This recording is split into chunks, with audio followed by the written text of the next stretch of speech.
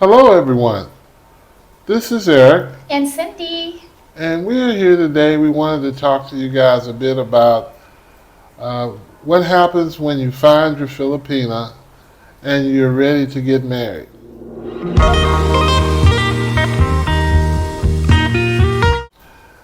The question arises, should we get married in the U.S. or should we get married in the Philippines? And here are some factors uh, that you can consider. Okay, so here are some factors to consider about where to marry a Filipina.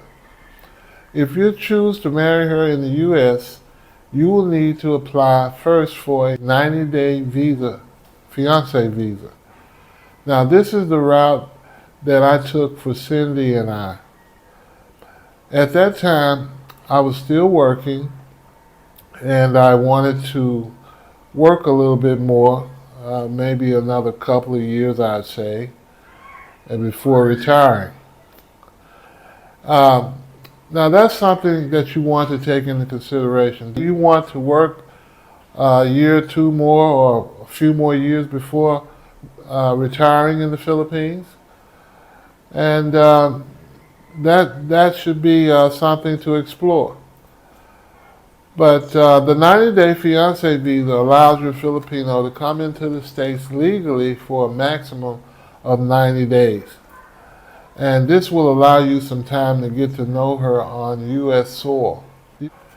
You can also see how she adapts and adjusts to U.S. life. It'll give you some time to observe her and see if she's sad or because she's not in the Philippines, and how she adjusts without her family and not being around the friendly Philippine people.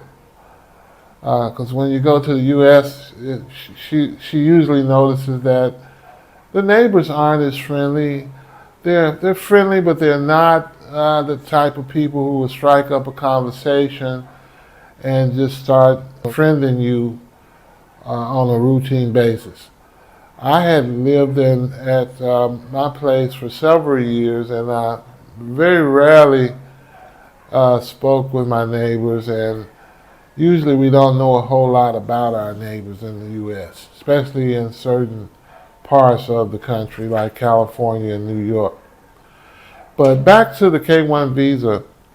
The processing time for a K-1 visa application, which is commonly known as the fiancé visa, currently averages about 13 to 18 months. And this is as of March 31st, 2023, these figures.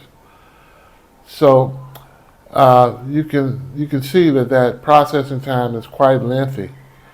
At the time that Cindy and I filed for the fiancé visa, the processing time was only about 5 months. The current fee for the visa application is about $800. Now, there's a proposed increase for 2023 that could increase this fee by 90%. There are numerous forms that are wanted by the U.S. Immigration Department.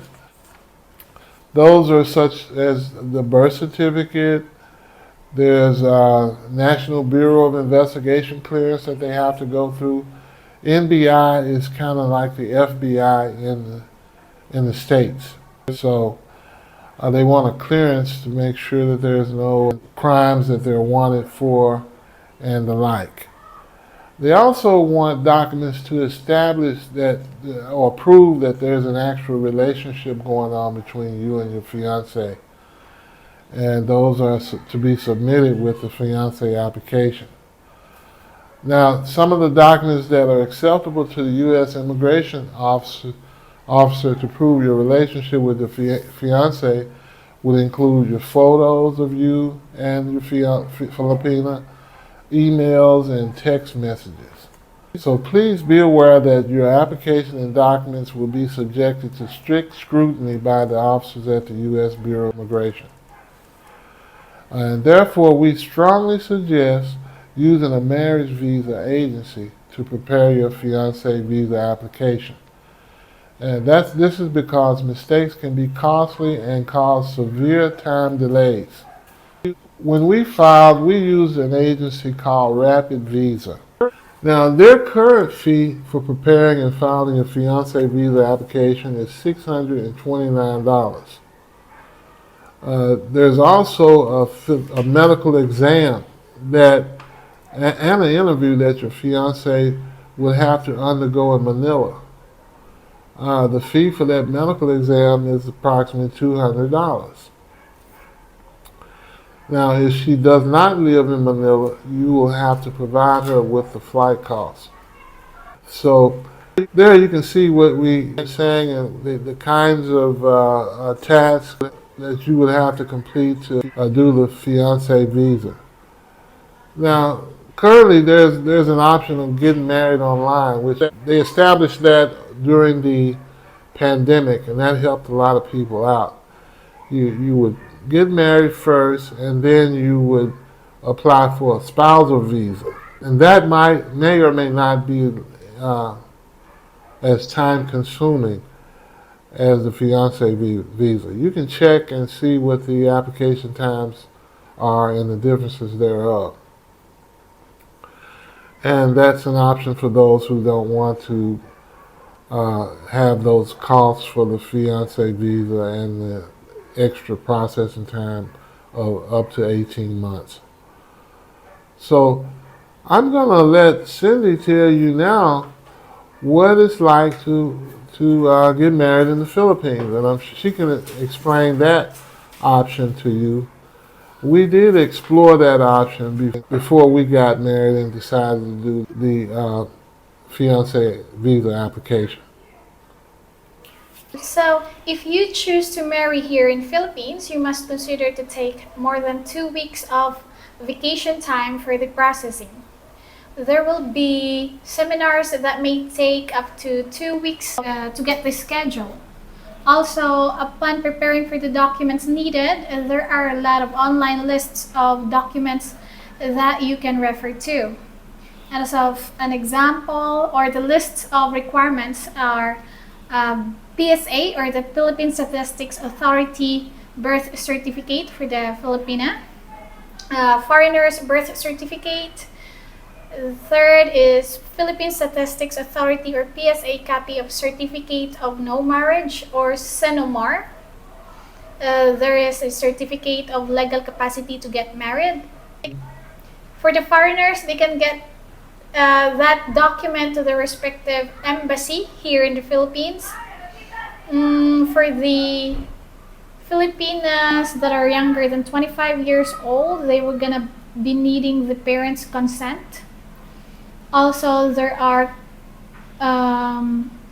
gonna be community tax certificate or cedula needed, an updated photo or like a 2x2 photo, new one, and barangay certificate, which is really easy to obtain. You just go to the barangay office and you can request for that. Also, for the next one is, this is going to be taking a long time for you to get it. That's why you're going to need more than 2 weeks to stay here in the Philippines. The seminar, which is pre-marriage counseling certificate. You're going to need to do 2-3 hours of seminar. Depends on where you're going to get married. It could be an air-conditioned room, or it could be in an open space area. Also, for the marriage, if you're divorced, you're gonna need the copy of the divorce papers.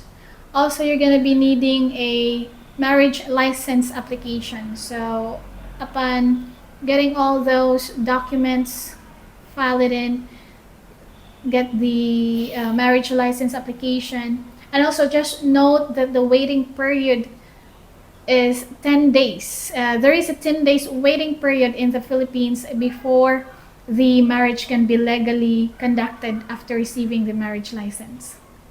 And after 10 days, the marriage license is valid until 120 days 120 days. It may be used in any parts of the Philippines. Also, for the pre-marriage counseling class to get married here in the Philippines, you must receive marriage counseling seminars on family planning and responsible parenthood from certified provider. The pre-marriage seminar is usually conducted by the church or the Department of Social Welfare and Development here in Philippines, or your prospective cities where you're going to get married. Also, one thing is you can hire to do the wedding plan for you as well. That may start from 75,000 pesos, or like roughly $1,500, right? Mm-hmm. And above or onwards. And then the wedding planner can help you as well to prepare the documents that you needed, as well as help you with the steps to take to get married, or the step-by-step process for you to get married. And also, just take note as well that if you get married here in the Philippines, expect to have more than the amount you think for the wedding attendees. Filipino weddings are a big thing here in the Philippines, and Filipino fiancé will likely to have at least 100 family or friends who will come to the wedding or to the reception, unless you plan on having an exclusive civil wedding.